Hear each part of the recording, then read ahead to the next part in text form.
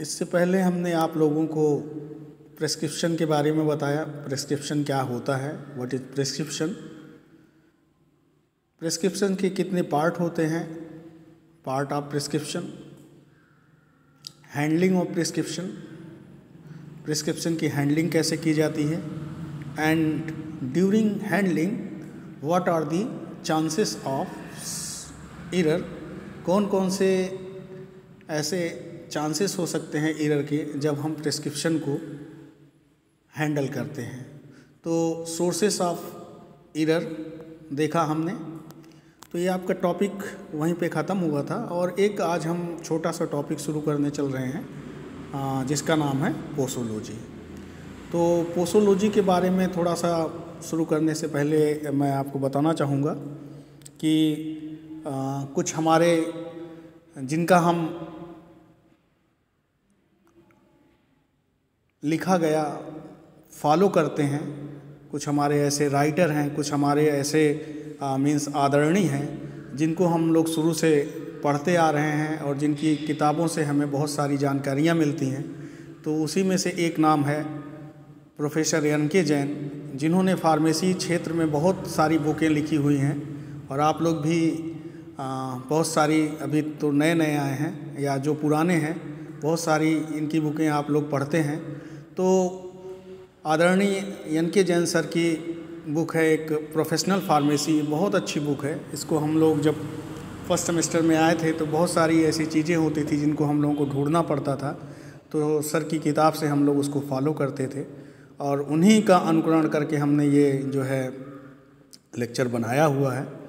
तो मैं उनका आभार व्यक्त करता हूं कि उन्होंने हम लोगों के लिए इस तरीके की पुस्तक लिखी जिसका हम अनुकरण करके आगे फार्मेसी के बारे में जान पाए और आगे बच्चों को भी उसका हम लाभ दे रहे हैं। ठीक है, तो ये जो टर्म है posology, that is derive from Greek word posos, means होता है how much, and logos means science और स्टडी।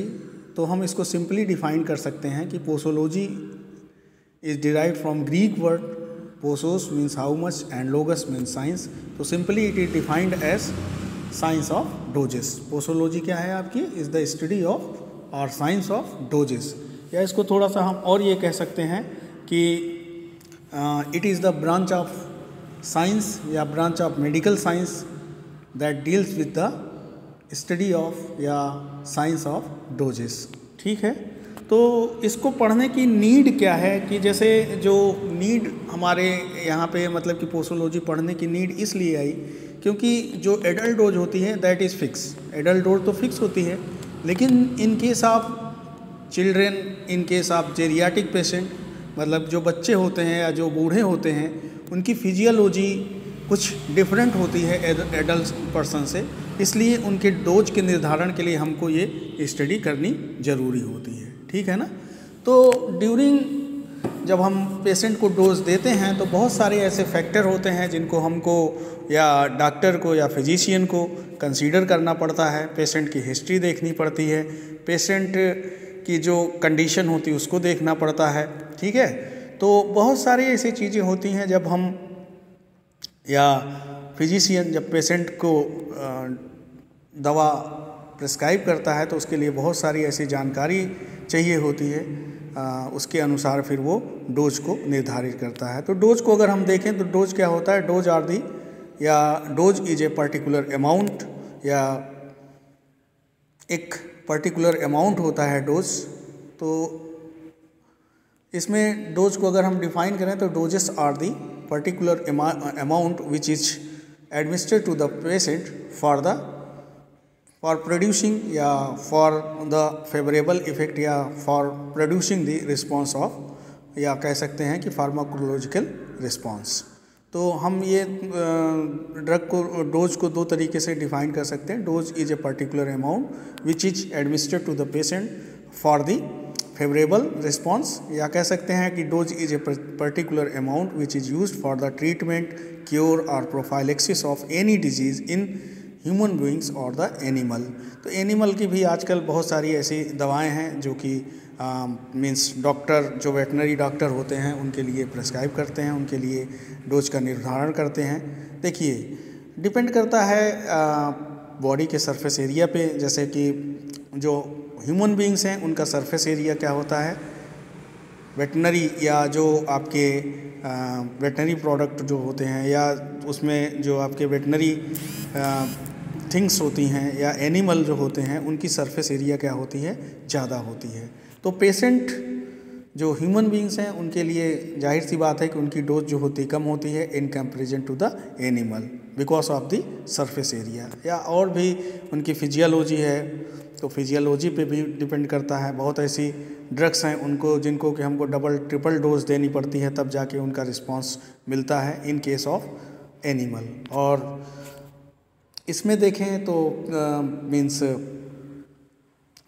ह्यूमन बीइंग्स में तो इनका डोज कम होता है, तो इसी को निर्धारण करने के लिए हमको ये पोसोलॉजी की स्टडी करनी पड़ती है।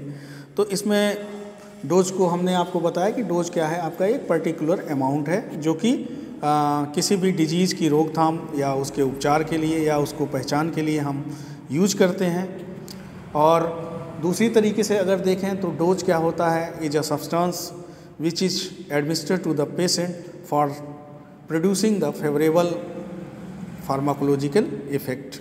ठीक है, तो हम अगर इसमें देखें कि जब हम पेशेंट को मीन्स या फिजिशियन को दवा दी जाती है, डोज दी जाती है, तो उस समय कौन कौन से ऐसे फैक्टर होते हैं जिनका कंसीडरेशन बहुत इम्पॉर्टेंट होता है। तो इसमें सबसे पहले है आपका एज, दूसरा है जेंडर, तीसरा है बॉडी वेट, चौथा है इमोशनल फैक्टर और पांचवा है प्रेजेंस ऑफ डिजीज़। तो ये थोड़ा पेशेंट से रिलेटेड हो गई।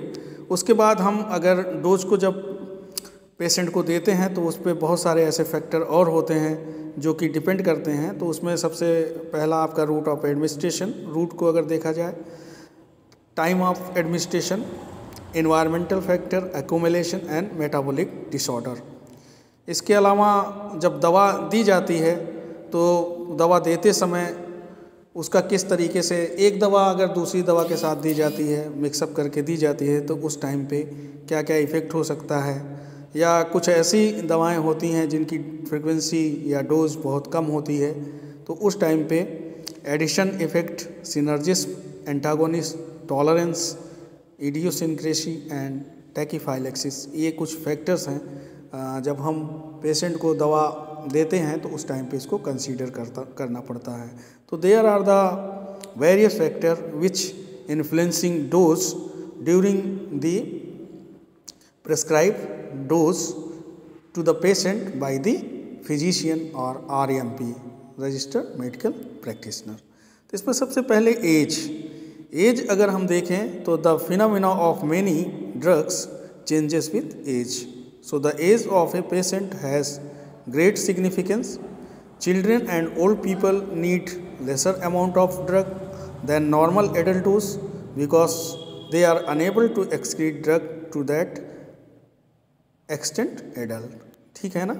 तो जैसा कि हमने बताया कि जो बच्चे होते हैं उनके लिए और जो बुजुर्ग होते हैं या जेरियाटिक पेशेंट होते हैं उनकी डोज जो होती है एडल्ट डोज से थोड़ी कम होती है बिकॉज ऑफ द फिजियोलॉजी। उनकी जो फिजियोलॉजी होती है उनकी एडल्ट के कंपैरिजन में थोड़ी कम ज़्यादा हो सकती है, इसलिए उनका जो भी ड्रग दी जाती है उनका एक्यूमुलेशन के चांसेस हो जाते हैं। तो एक्यूमुलेशन के चांसेस होने से ड्रग की टॉक्सिसिटी बढ़ जाती है और ड्रग की टॉक्सिसिटी बढ़ जाएगी तो पेशेंट को अल्टीमेटली नुकसान होगा। ठीक है। नेक्स्ट आपका जो जेंडर है, जेंडर में इसमें भी दो जैसे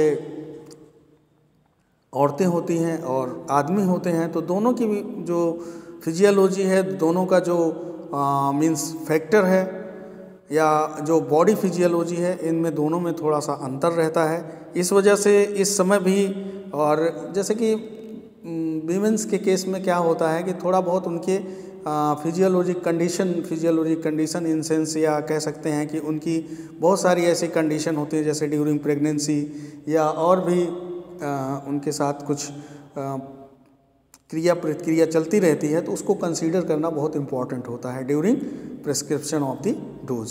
ठीक है ना। तो यहाँ पे women do not always respond to the action of drug in some manner as it is done in men. Morphine and barbiturate may produce more excitement before sedation in women. ठीक है, ड्यूरिंग लैक्टेशन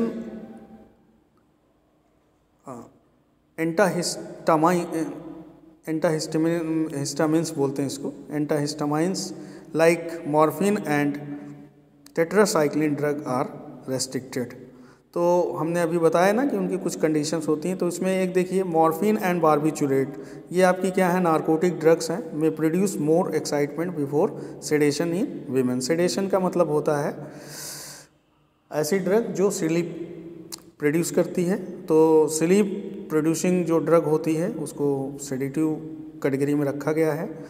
तो ये जो होती है कि उनको मोर excitement produce करती है in comparison to the man before sedation, मतलब उनको स्लीप आने से पहले बहुत सारी एक्साइटमेंट होती है। And during lactation histamines like morphine and tetracycline drug are restricted. तो ड्यूरिंग लैक्टेशन मतलब कि जब माँ बनती हैं औरतें, तो उस समय पे जो है हिस्टामाइंस और कुछ और भी ड्रग्स हैं जैसे कि मॉर्फिन एंड टेट्रासाइक्लिन, ये रेस्ट्रिक्टेड होती हैं।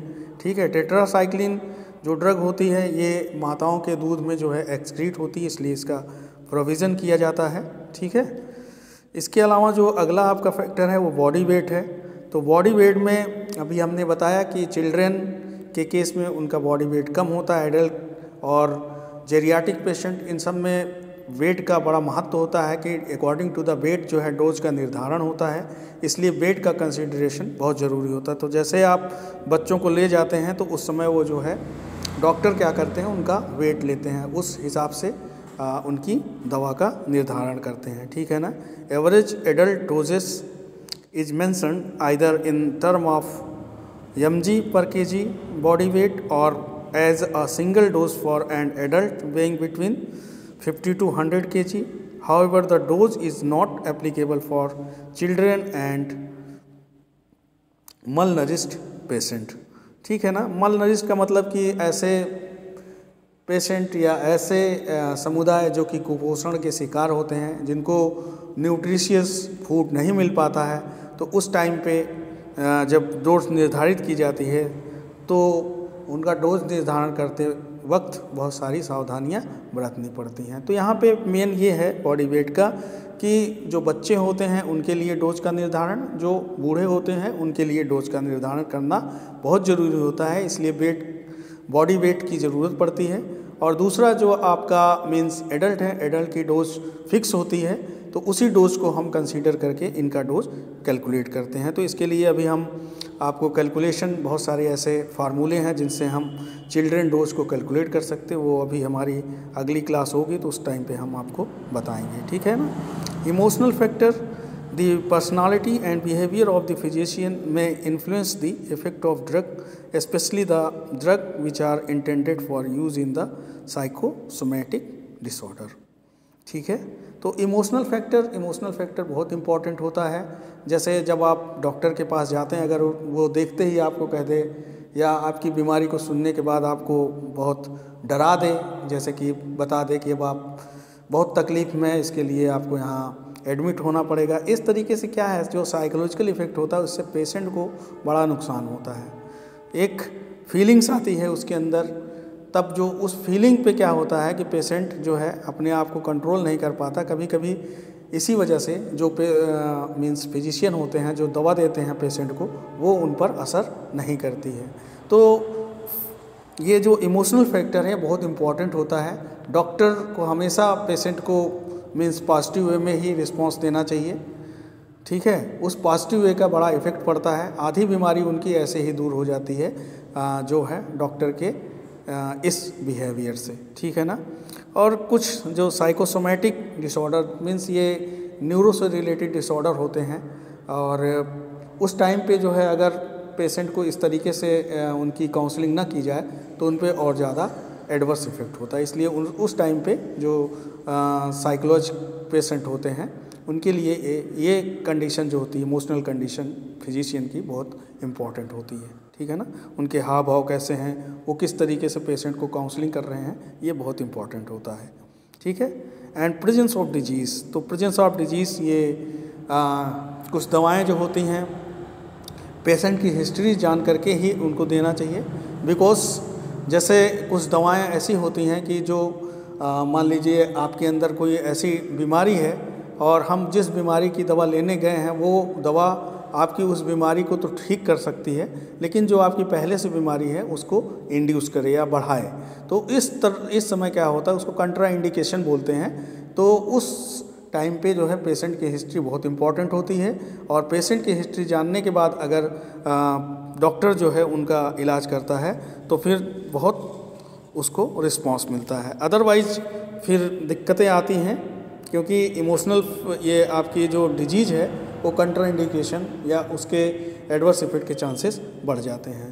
तो एज हमने देख लिया कि एज का महत्व होता है। एज का मतलब कि वही आपकी मीन्स कि बच्चे हैं, बूढ़े हैं या मीन्स एडल्ट हैं, तो उस केस में जो है डोज का निर्धारण करना, उसके लिए ये फैक्टर बहुत इंपॉर्टेंट होता है। जेंडर, आदमी है या औरत है, उनकी जो फिजियोलॉजिक कंडीशन होती है, उनकी जो स्टेट होती है, उसको निर्धारित करने के बाद ही डोज का निर्धारण करना चाहिए। ठीक है। इसके बाद body weight, this is also important, because according to the body weight we can means calculate the dose for children or dose for geriatric patient. Emotional factor, it is very important in case of psychomotor patient, जो आपके psychological patient होते हैं जिनको इस तरीके की मानसिक बीमारियां होती हैं, उस टाइम पे ये इमोशनल फैक्टर बहुत इम्पॉर्टेंट होता है। प्रेजेंस ऑफ डिजीज़ जो होती है आपको जो फिजिशियन होता है उसके लिए बहुत इंपॉर्टेंट होता है आपकी हिस्ट्री जानना।